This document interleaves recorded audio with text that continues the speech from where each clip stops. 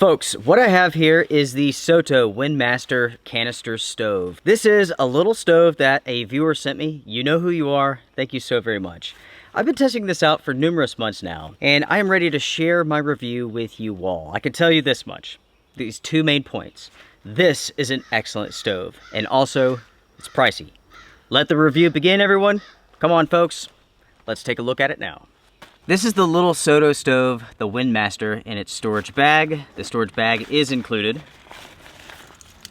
Here is the stove itself.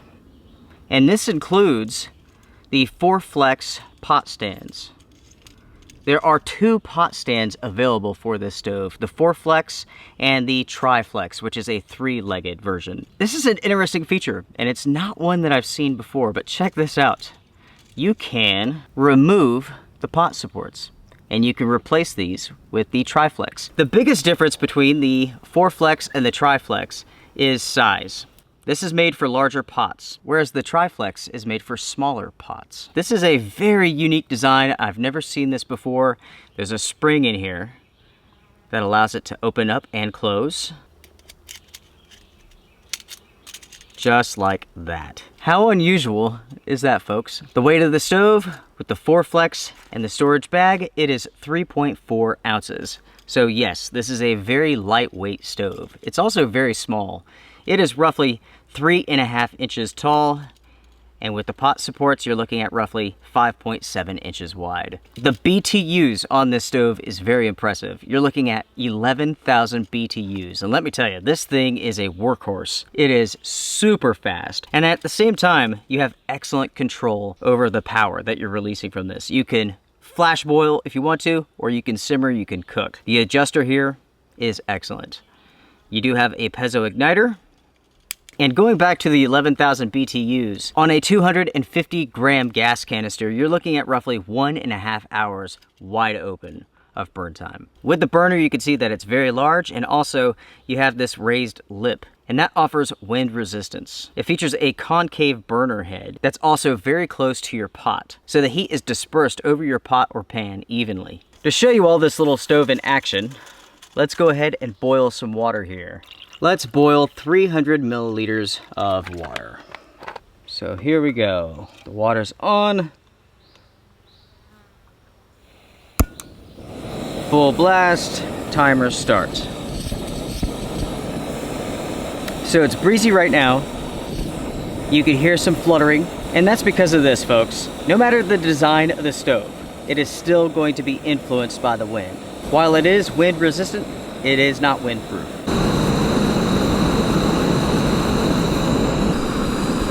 So we are waiting for a rolling boil,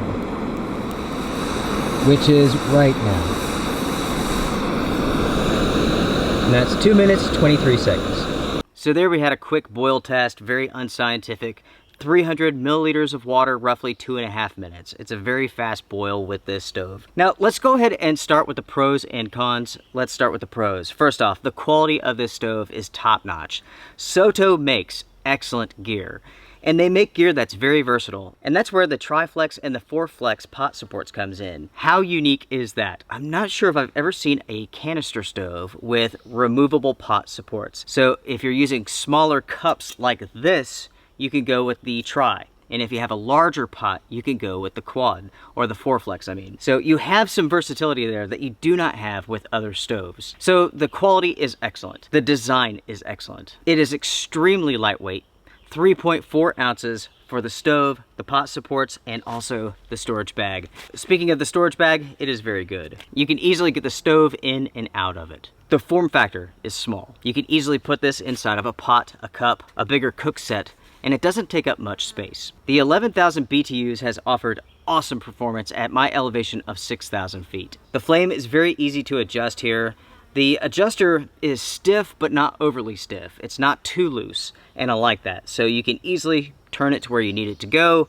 You can go full blast, or you can simmer with this stove. The windscreen aspect does work, but only in moderate breezes. If you're going to be in a really windy situation, you will need a full-on windscreen for efficiency and performance. Nothing about this stove feels flimsy. Everything really feels like it's the best quality.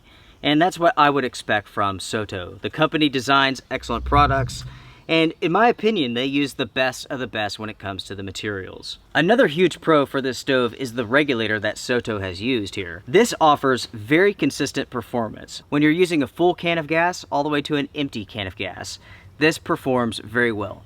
I've used this down to 40 degrees Fahrenheit, and I've noticed no drop in performance. Now, as it gets colder, I will update my review if I need to, but the regulator on this stove is excellent. In really cold conditions, I would expect a drop in BTUs. That's to be expected, but we will have to wait until it gets cold to find out just how much of a drop there is. That will really test the performance and the regulator of this stove. So the second part of my review will be coming up in the future. By the way, before moving on to the cons, let's talk about the pot supports here. The TriFlex has to be purchased separately. It's not expensive. I want to say it's less than 20 bucks. So if you're interested in that, you can find it on Amazon. Now everyone, let's focus on the cons. The first con is price. This is a pricey little stove. This runs 65 bucks. In my opinion, it is well worth it. This is a very well designed product. But the simple truth is this: there are many cheap canister stoves out on the market. I mean, some really cheap, less than 20 bucks. So ultimately, it really depends on what you want, right? What you deem worth it. The next con that I have is the igniter. I've had some issues with this not working. Maybe 1 every 20 times it won't catch, something like that. I've already spoken of the windscreen. It does work in moderate breezes, but not in windy conditions. So again, if you're going to be out in the wind, make sure to have a windscreen for the best performance of this stove. Moving on, with the pot supports, with the legs here, I wish they were a little bit more rigid. It's a personal preference thing. They're very loose. They flip-flop around very easily. I wish they were just a little bit more rigid and wouldn't do that. I don't want them to be extremely hard to move, but have just a little bit of resistance and kind of lock into place. Again, it's a personal preference thing. So there you have it, everyone. That is my review of the Soto Windmaster Stove. Again, this is an excellent product. It's an excellent performer, even for the $65. I know that is expensive. There are many cheap stoves out there, but you really do get what you pay for. In this case, you're paying for a very lightweight stove, a small form factor stove, a stove with 11,000 BTUs of power. It's a stove that's very versatile. You can replace the pot supports with smaller or larger depending on your need. All in all, it's a very well thought out stove that I can easily recommend. Again, to the viewer who sent this in, thank you very much. You are appreciated big time. Again, everyone, Soto is a Japanese company. They design all sorts of stoves and lanterns and different products. Very well thought out products. Most of their products have like multiple uses. Everything has a multiple use to it, which is very cool. They make high quality gear that can be expensive, yes, but the quality is always excellent. Or at least so far with my experiences, I should say that. Now everyone, I want to hear from you. Make sure to comment down below, share your thoughts about Soto and also the Windmaster Stove. What do you all think about the pot supports? That really is unique, isn't it?